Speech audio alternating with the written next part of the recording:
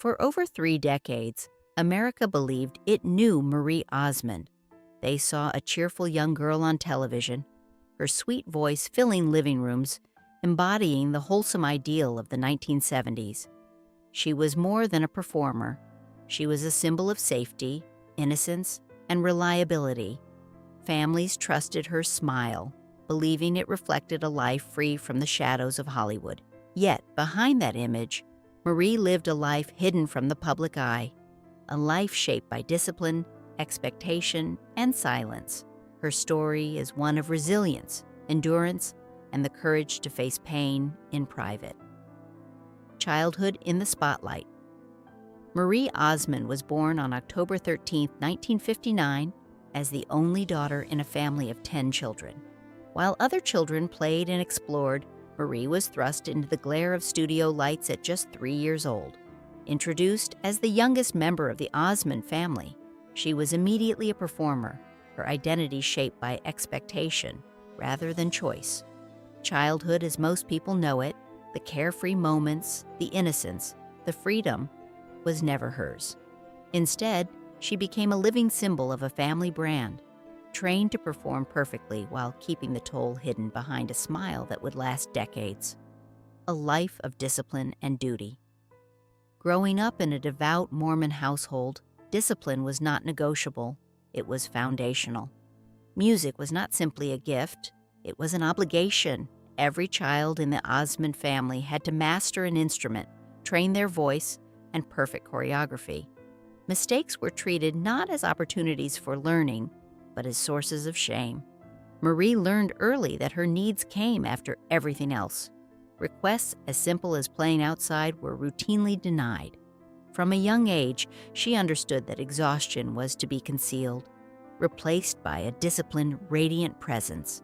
Her identity was molded into something public, profitable, and controlled, living as a product. As her brothers gained fame, Marie's personal life became increasingly secondary to her public image. Playtime and privacy were replaced by recording studios, rigorous schedules, and consecutive flights.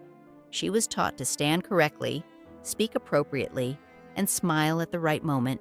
Beneath the polished veneer, she felt herself fading, becoming more object than human. Early on, Marie recognized that perfection demanded sacrifice. Her body, her emotions, her personal freedom. Yet she learned to obey silently, believing that compliance was necessary for survival. The cost of her public persona was profound, though invisible to audiences who only saw a cheerful, obedient child. The hidden pain, early labor, long schedules, and strict expectations were only part of Marie's hidden struggles. In her memoir, Behind the Smile, she revealed the darker, more personal wounds of her childhood. She was sexually abused by people her family trusted, silenced by fear and manipulation. The abuse left her with shame, confusion, and a distorted sense of safety within herself. Marie did not recount these experiences for public curiosity, but to acknowledge the long-lasting impact of trauma. These moments shaped her understanding of her own body, her sense of trust, and the duality of her life, a radiant exterior hiding deep, silent suffering. The struggle with mental health. While America adored her, Marie battled depression, exhaustion, and a sense of invisibility. There were periods when she could not leave her bed, moments when the world seemed unbearable. She struggled with the societal and familial pressures to maintain a flawless image, hiding her pain behind a disciplined smile. These experiences were compounded by her position as the only daughter in a high-profile family, expected to set an example while absorbing the weight of judgment. Her mental health challenges, though private, were profound, shaping the woman she would become, and laying the foundation for her later advocacy for honesty and self-acceptance.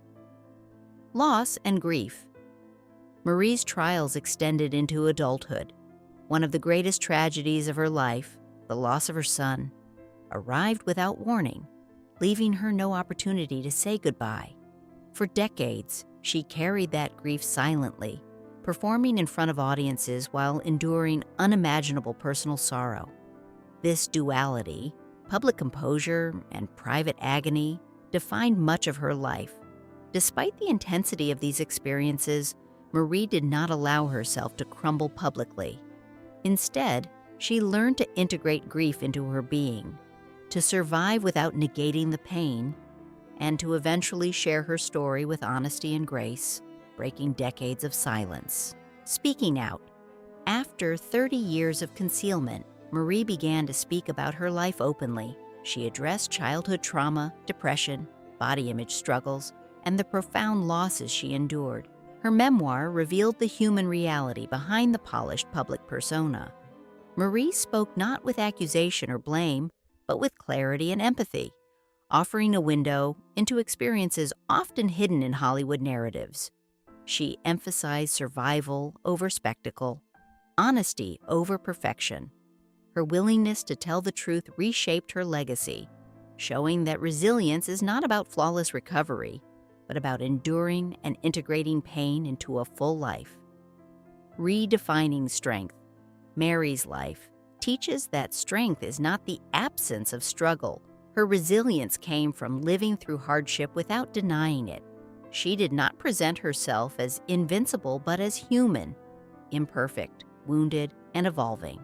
The public, used to seeing her smile as a sign of untroubled life, learned instead that appearances can be deceiving.